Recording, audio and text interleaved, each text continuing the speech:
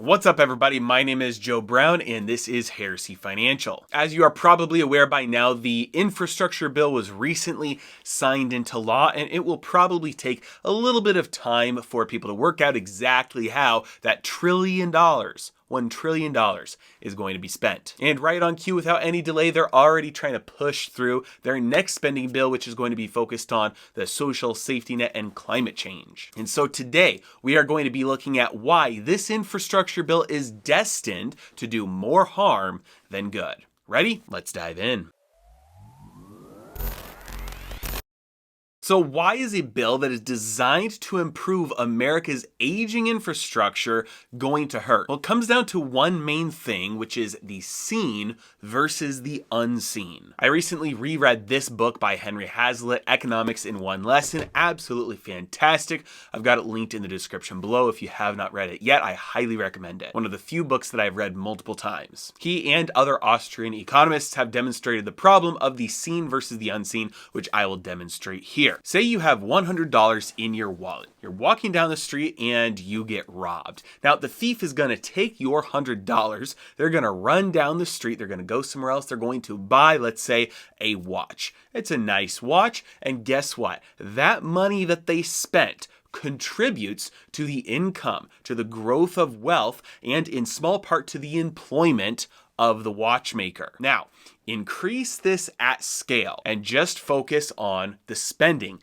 You have hundreds of billions of dollars spent on projects like building airports, roads, bridges, power grids, and you can point to the wealth growth, to the income, to the job creation of all of those projects. You can point to all of the good being done by all of that money spending. But what is always ignored is the unseen, because the unseen is where the problem lies, because there's no free lunch, and that purchasing power always has to come from somewhere. Now, if you haven't seen my recent video that I did a few days ago on debt, taxes, and printing, I describe exactly how the three ways the government gets their income, because they can only spend money they take from somewhere else in terms of purchasing power. Pause here, go watch that video, and then come back, because the government cannot spend money it has not first taken from someone else. So go back to our example of where you lost your $100 to the thief.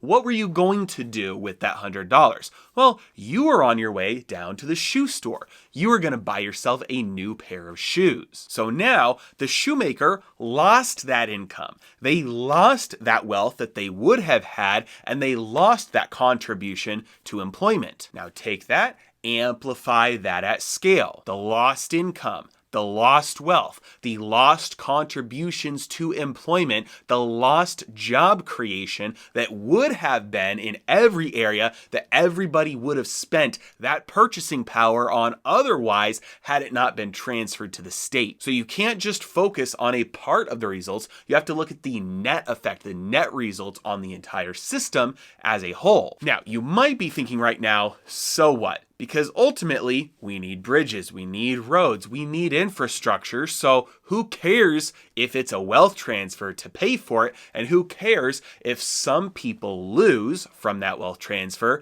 It's necessary. And fair enough. But I want to present two challenges on why that problem has not already been solved by the free market. Why it's necessary for the government to step in and do that instead of the free market just taking care of it by itself. Because there are only two reasons. The first reason is profit. There's a reason why you don't see a national pizza delivery system in this new infrastructure bill. The free market has already taken care of this. It was profitable for pizza to be delivered efficiently, so the free market looked at its resources and looked at its capital and said, we will be most profitable given all of the ways we can spend our money if we deliver pizza efficiently. And it made it happen. They could have used those resources to build, I don't know, let's say a giant stadium for a sports team. But guess what?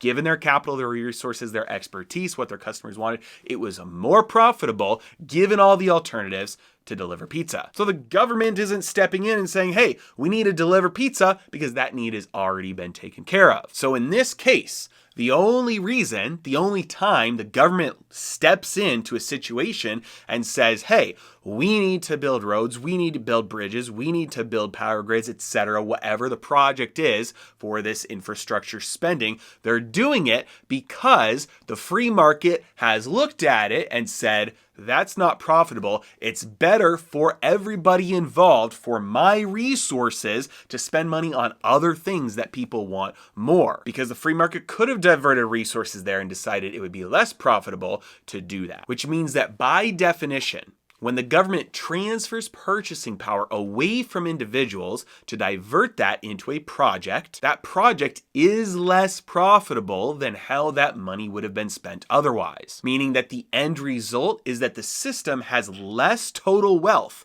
than it would have without that project being done. Now, I get it. At this point, you're still probably thinking, so what?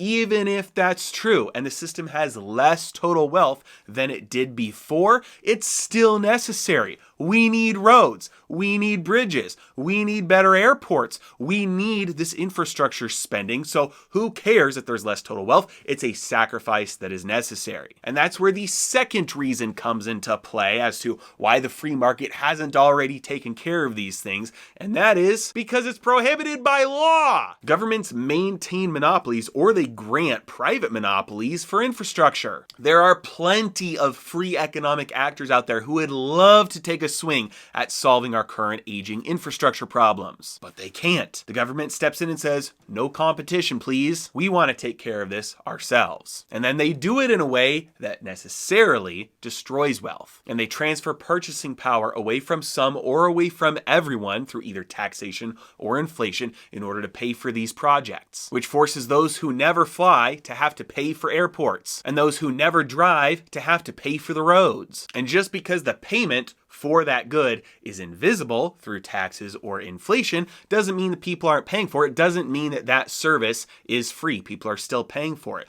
Contrast that with the free market that actually does put forth free products, aka, free video education platforms that anybody can learn any subject in the world to the level of almost an expert, subsidized by the rich and the corporations, aka the ones paying for advertising on those platforms, like this one that we're using right now called YouTube. I don't know if you've heard of it. And so that is why I can say with confidence that this infrastructure bill will lead to more harm than good. And our system will have less total wealth as a result than it would have otherwise. Just imagine if individuals were free to choose how and where they spend their money and what types of goods and services they're allowed to offer to others. Man, that'd be an exciting world. But luckily, the government does not anymore maintain a monopoly on the ownership of gold. And if you are looking to buy gold or silver, look no further than One Gold. You can buy allocated, segregated gold, silver, and platinum with them. You can choose the country that your precious metals are stored in.